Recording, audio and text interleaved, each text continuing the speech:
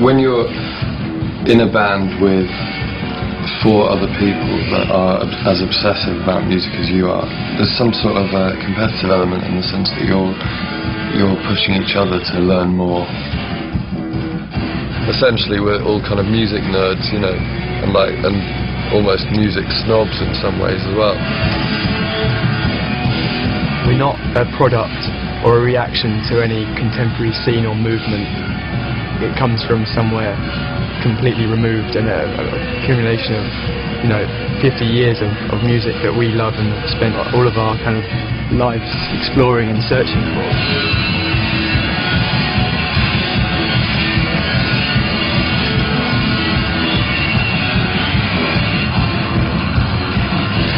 From stuff I've read too, you guys kind of create different sounds and effects with different pedals that actually, like, you guys have built. And yeah, I build them. How do you figure that out? You have a physics degree. You do? Yeah, so I kind of quite good at maths.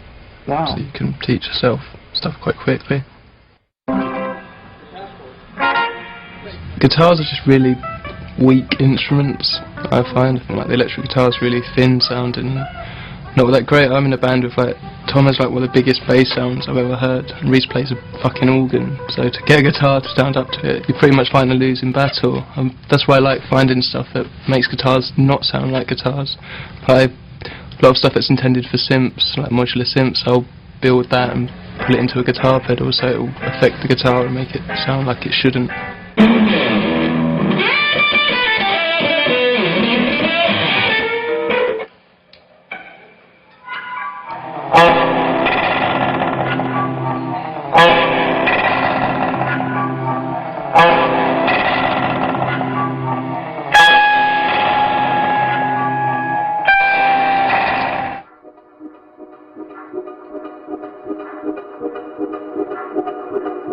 Kevin Shields' My Bloody Valentine, he'd use like amp combinations and like studio old reverb units to make new sounds. Like, you listen to a My Bloody Valentine record and you'd be convinced it was all keyboards.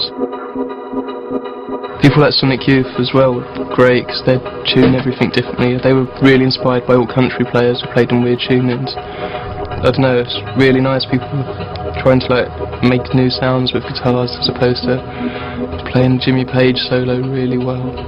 We're kind of lucky because we're the kind of band where it's not the same every night. We don't have a choreographed stage show, so I always change my parts regularly because you just get bored. I've had songs where I just didn't bother playing the whole song and just made noise instead.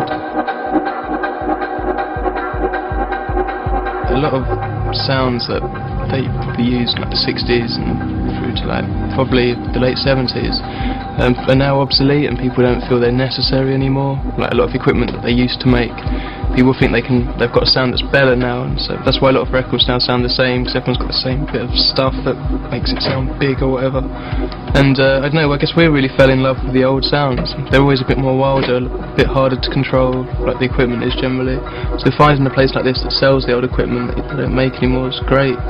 Tom's showing drum machines here where they just have like lots of presets. If you hold down all 4 buttons at once, you have 4 rhythms going on at once, which is something they wouldn't make anymore.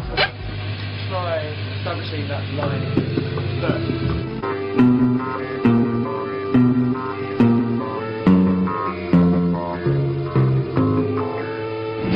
Yeah, no, I've got a sense of my head. I guess it's like a modular synth, but it's not really. But yeah, that just processes what I'm doing with the bass anyway. But I just like electronic sounds and electronic music, so yeah. It was interesting to bring that into a live situation. I don't really see that much. People going beyond what their instruments meant to do. None of us really play instruments like they should be played. But they're all weird playing back, play them slightly strangely. But yeah, sometimes it works out, sometimes it's just Whose chairs here? Did you get started? Okay. 107.7, The End of the Terms, joined in the studio by a UK band, The Horrors. I have seen some video clips, I have heard reviews or read reviews of the show. High energy, very intense, and sometimes destructive, I guess, are things that I've heard. Is that correct? we very much kind of feed off the audience reaction, so it's kind of a give and take thing. Yeah. And the way we act, the way we kind of perform, or the energy that comes from us is generally something that we feed off from the audience.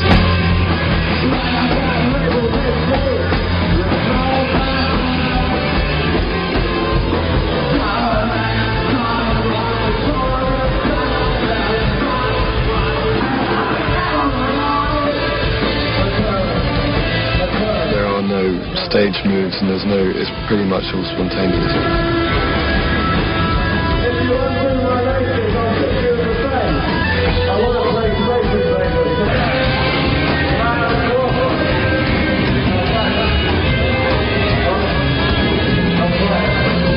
I wouldn't want to go see a show where you just fucking stand there and you clap politely and then you leave, and it's just so safe and easy.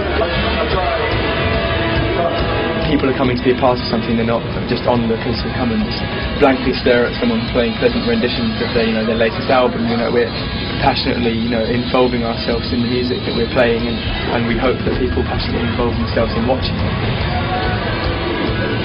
You seem to be really different on stage than in normal life. It's just another part of me, I guess. But if I was that way off stage, I think I'd be a complete arsehole. It's just a natural thing, and it's another side of me that comes out in that context.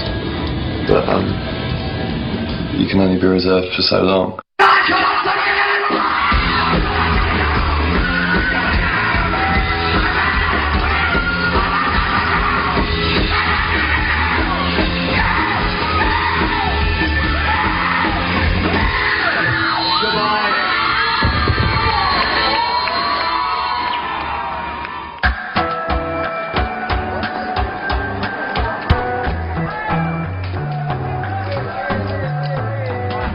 Yeah, like a couple of years ago when I just moved to London, and I was 17. I worked in the market in a 60s clothes and records shop. I didn't really know anyone apart from the people in the shop, and every weekend we used to go to these underground 60s nights. We were DJing this club in Southend called the Sunrooms, and we used to do a night there which was a mixture of soul, rhythm and blues, garage, beat and psychedelia. And I said to Ollie, who was my friend from kind of the early mod days, wouldn't it be amazing if we just did a club night that solely focused on new music? And saying that now, it sounds completely ridiculous, but even the idea of an indie night in London at the time would be playing stuff like baggy music and the Stone Roses and the Charlatans and and Blur. So we went down to this hotel, which was just right around the corner, called the Royal Hotel. It was the only nights they had there were like drum and bass nights and house nights. And we went down and kind of put this idea to this guy, right? We used to do this night around the corner. We were playing kind of garage and kind of rhythm and blues, and now we want to do this night which is kind of just only playing new guitar bands. And he was like, okay, right. So how many people you think you're going to get down with? We were saying, well, no idea really. Maybe 50, maybe 60, maybe 80. The idea was just going to be a party. And the first night we had over 200 people come down to this club.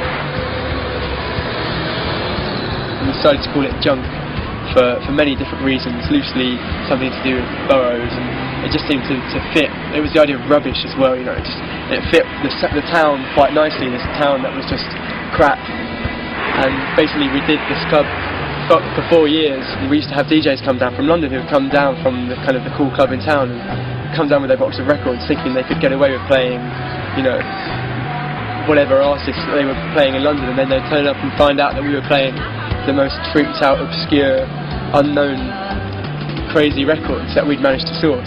And it just turned into this amazing night, and that's how we kind of all met the rest of the Horrors.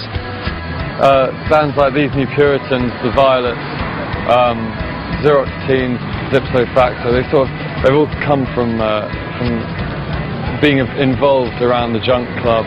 And there's a few bands around there who used to either come down to play a lot or who were from the area.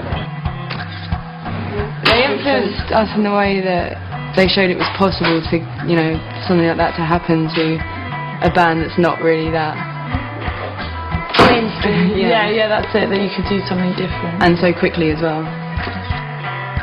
But I don't think the music is similar at all. No, have a quite lot of people have said that. A lot of people Quite think strange. that we all look like one big family. I'm sure, like Yeah, I'm we sure. don't really know if we have same Similar. genes, but the music is quite similar taste.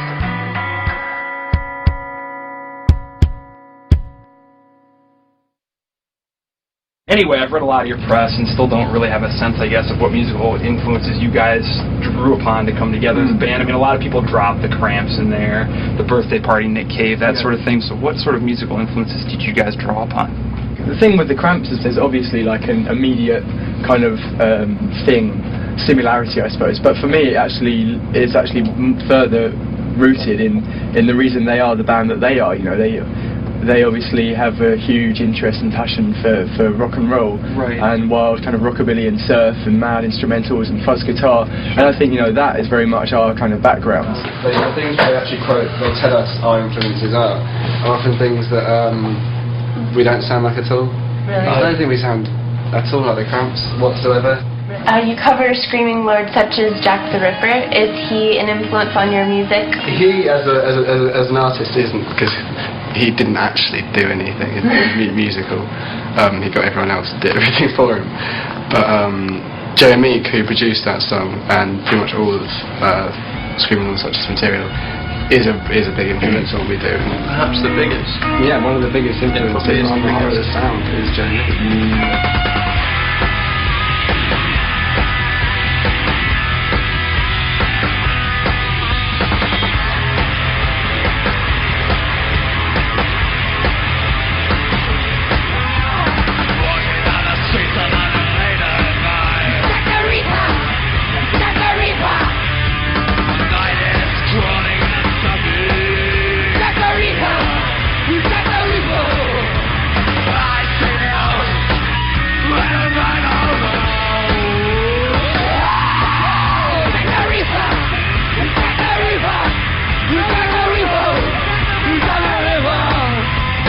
Girl groups like Shangri-Las or Ronettes, it's my favourite kind of record. It's what I principally collect. I've always liked well-produced pop, but, you know, in the sense of Joe Meek or Phil Spector.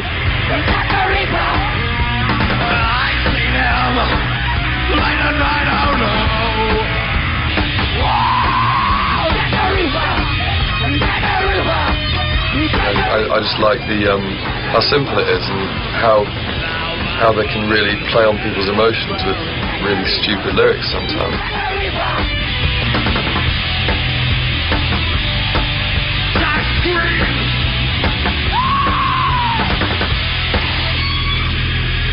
Joe Meek shot his landlady and shot himself. You know, he was a complete lunatic, but made probably, I think overall, I think Joe Meek is. I like Joe Meek more than Phil Spector. He had greater output. But you know, their slight kind of psychosis made them what they were. Everything we listen to tends to sort of end up seeping through into the music we make in one way or another. And we listen to. I don't think there's sort of like anything that we don't listen to.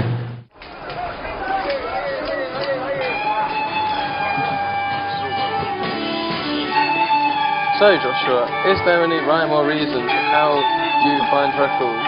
No, not really. Everyone else is a lot more aggressive about it, I guess, than me. They'll have like eBay on their phones, so they never miss bids and always get records. Yeah. Be rubbish at that. Yeah. Dedication to owning every record ever. I went in there trying to find some late 70s like hip hop and rap and like dance stuff, and they didn't really have any. It was a bit annoying. On the Cat, Zaster and